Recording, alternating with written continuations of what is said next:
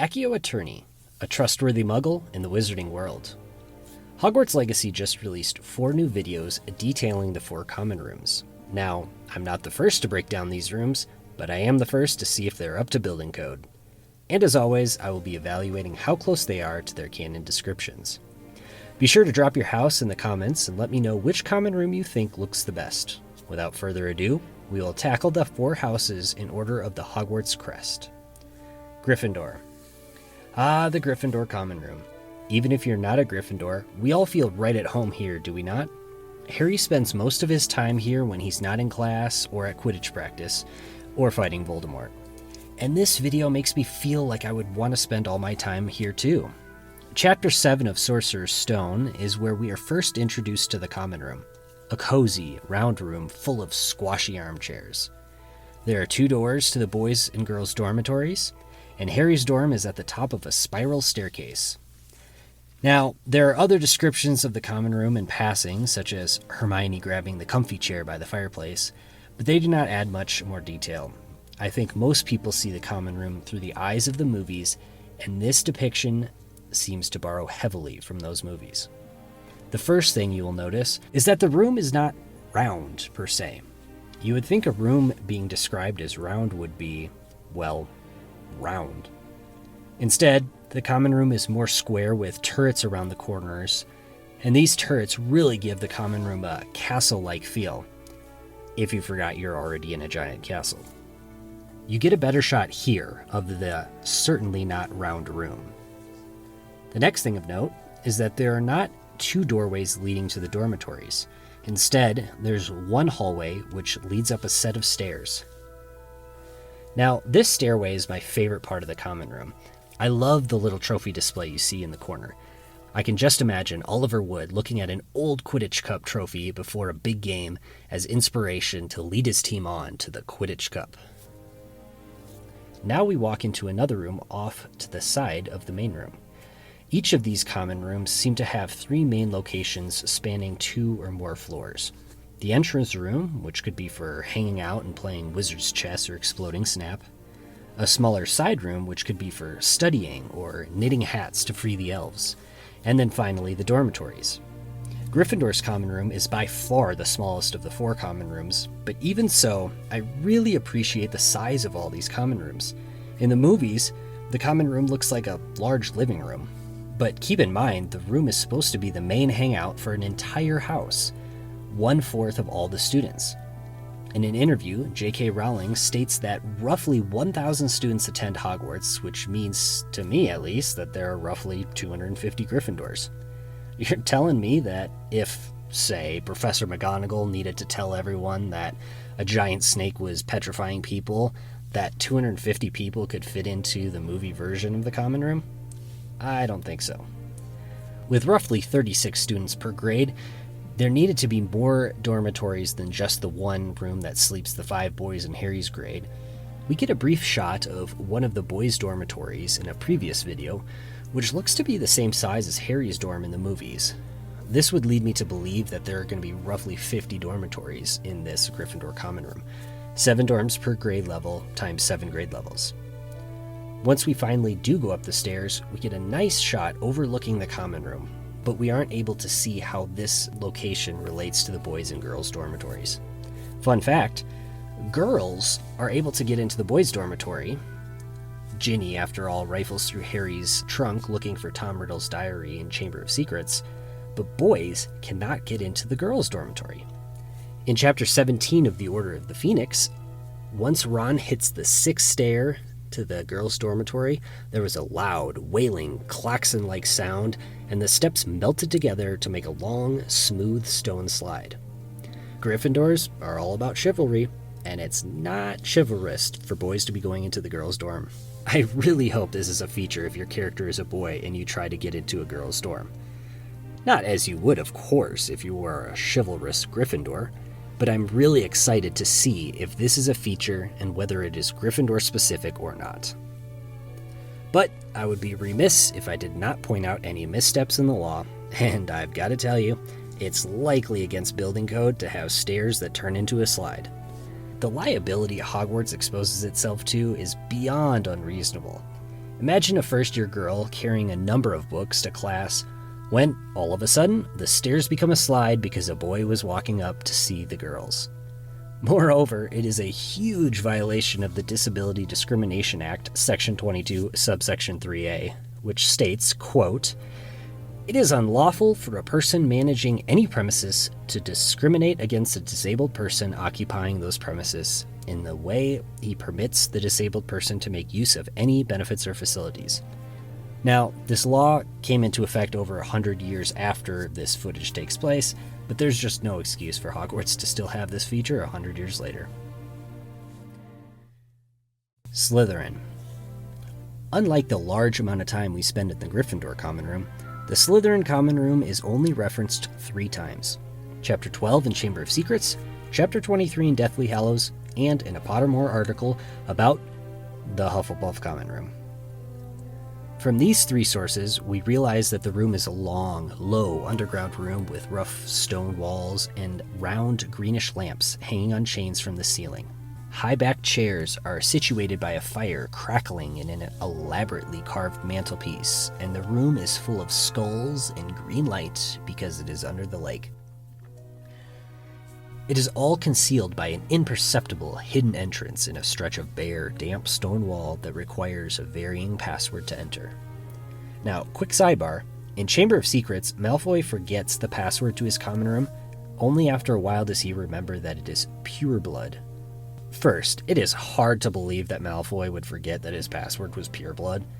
And second, in Prisoner of Azkaban, we learn that Sir Cadogan is in charge of deciding the passwords, and he frequently makes changes. So that leads me to believe that Slytherin's common room itself would decide the passwords. Does this mean the wall is prejudiced against Muggle-born children? Who decides the password? Is it the head of house? I highly doubt Snape would have time to worry about changing passwords, but I digress. I love what they do with the snake. It's very visually appealing, but it's not quite what I imagined, because as the individual gets near, it becomes quite obvious where the common room is, which is hardly imperceptible. And I got the impression when reading the books that students from other houses are completely oblivious to where the other house common rooms are. Harry and Ron were wandering through the dungeons trying to find the Slytherin common room, and the trio could only guess that the Hufflepuff common room was somewhere near the kitchens. This clip seems to imply that this location is a high-traffic area, though perhaps the snake doesn't appear until you give a password. The first thing I noticed when I saw this clip was the enormity of the common room, especially from this angle. Perhaps I was wrong to think that the 4 houses would be evenly divided. Maybe at the founding of Hogwarts, Slytherin had more students. Keep in mind, Hogwarts was founded in the 10th century, and Mr. Slytherin had only wanted purebloods to be accepted to the school. His house seems to select those who value their blood status as well, and he may have thought that soon his house would be the largest of the 4. At any rate, we learn from a Pottermore article on the Chamber of Secrets that Mr. Slytherin had, quote, developed grandiose ideas of his own importance to the school. No other founder left behind them a gigantic statue of themselves or draped the school in emblems of their own personal powers, unquote. Whether his house was larger or anticipated to be larger, Slytherins do seem self-confident, and a grand common room seems to be in line with the traits of that house. Here we see the high-backed chairs around the fire and the elaborately carved mantelpiece, though I wouldn't consider the carvings elaborate. I am pleased to see the skulls that Harry mentioned, though. The greenish light seems ubiquitous, however, I do not see green light coming from the lamps. And besides this shot, I don't see any lamps hanging from chains that give off that green light. I do love the rough stone walls, though, and the waterfall is my favorite part of this clip. I also love the aquarium feel because it's under the lake, but you cannot say that this is a low underground room. Speaking of building a room under the lake that houses children, I certainly hope those windows are up to code. I cannot tell if they're thick enough to keep out the water, but I am guessing they have not been replaced in the last 1,000 years, which is quite concerning. Additionally, since there are basement bedrooms, there should be egress windows to escape in case of fire, but again, this is under a lake, so windows into a lake would flood the rooms. I am alarmed with the utter lack of concern for the children's safety. Safety compliance aside, I actually do like this room a lot better than Gryffindor Tower, but let's see how it compares to the next room, the Hufflepuff common room. Hufflepuff is the only common room not visited by Harry, so the only description we have is from the Pottermore article on the common room. I gotta say, this clip really encapsulates the mood that the article sets. To get to the Hufflepuff common room in this game, we must run past the kitchens, which are hidden behind a painting of a bowl of fruit with a pear that needs to be tickled, which is first mentioned in chapter 21 of the Goblet of Fire, and then we turn the corner. Now, I absolutely love the visuals we see here.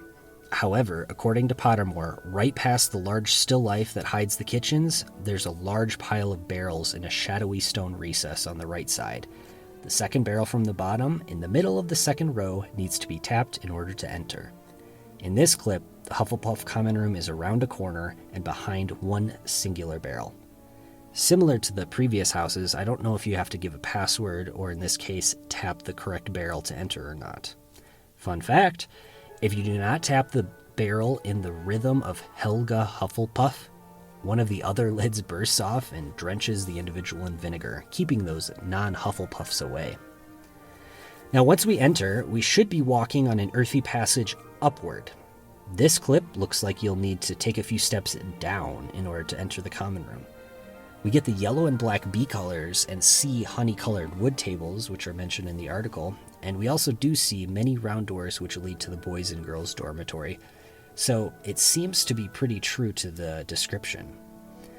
The developers really nailed the look with the plants and flowers all over too. They even added in shelves in the wall, and you can see cacti in these shelves. My favorite part of the video is the little reading alcove that fits nicely into the wall. The plants have the copper bottom plant holders mentioned, but when the article says that the tendrils of ferns and ivies will brush your hair as you pass under them, I imagine the ceiling to be much lower.